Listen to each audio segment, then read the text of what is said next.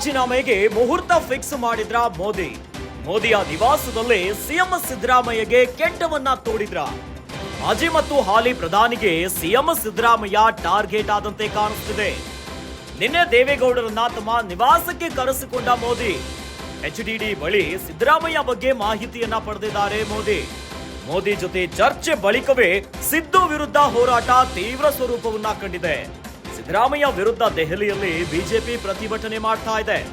ಸಂಸತ್ ಆವರಣದಲ್ಲಿ ಸಿದ್ದರಾಮಯ್ಯ ವಿರುದ್ಧ ಪ್ರೊಟೆಸ್ಟ್ ಶುರುವಾಗಿದೆ.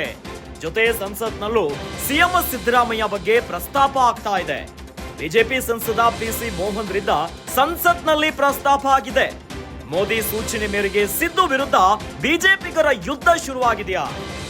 ಸಿದ್ದರಾಮಯ್ಯ ರಾಜೀನಾಮೆ ನೀಡುವ ಸ್ಥಿತಿ ನಿರ್ಮಾಣವಾಗ್ತಾ ಇದೆ. ರಾಜೀನಾಮೆ ನೀಡುವ ಸ್ಥಿತಿ ನಿರ್ಮಾಣ ಮಾಡುವ ಪ್ಲಾನ್ ಅನ್ನ ಮಾಡಿದ್ದಾರೆ. ಮೋದಿ ಎಚ್ಡಿಡಿ ಭೇಟಿ ಬಳಿಕ ಚುರುಕು ಪಡೆದಿದೆ ಹೋರಾಟ.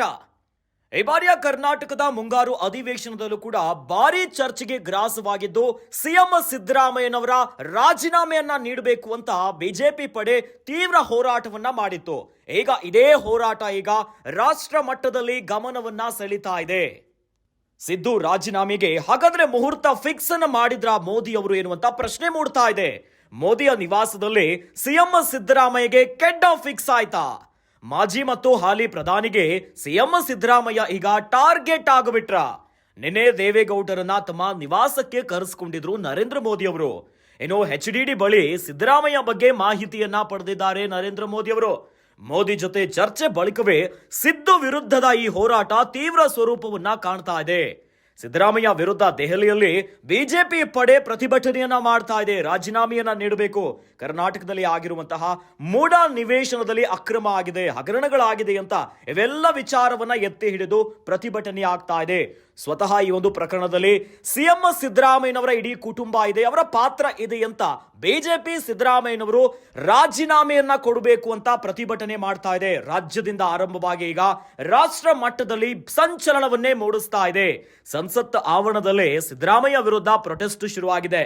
ಜೊತೆಯಲ್ಲಿ ಸಂಸತ್ನಲ್ಲೂ ಸಿಎಂ ಸಿದ್ದರಾಮಯ್ಯ ಬಗ್ಗೆ ಪ್ರಸ್ತಾಪವನ್ನ ಮಾಡಿದ್ದಾರೆ. ಬಿಜೆಪಿಯ ಸಂಸದ ಪಿಸಿ ಮೋಹನ್ ರಿಂದ ಸಂಸತ್ನಲ್ಲಿ ಪ್ರಸ್ತಾಪ ಆಗಿದೆ.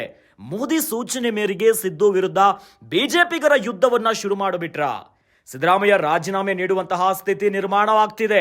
ಇನ್ನು ರಾಜೀನಾಮೆ ನೀಡುವಂತಹ ಸ್ಥಿತಿ ಮಾಡುವ ಪ್ಲಾನ್ ಅನ್ನ ಮಾಡಿಬಿಟ್ರ. ಮೋದಿ ಎಚ್ಡಿಡಿ ಭೇಟಿಯ ಬಳಿಕ ಚುರುಕು ಪಡೆದಿದೆ ಇನ್ನಷ್ಟು ಹೋರಾಟ.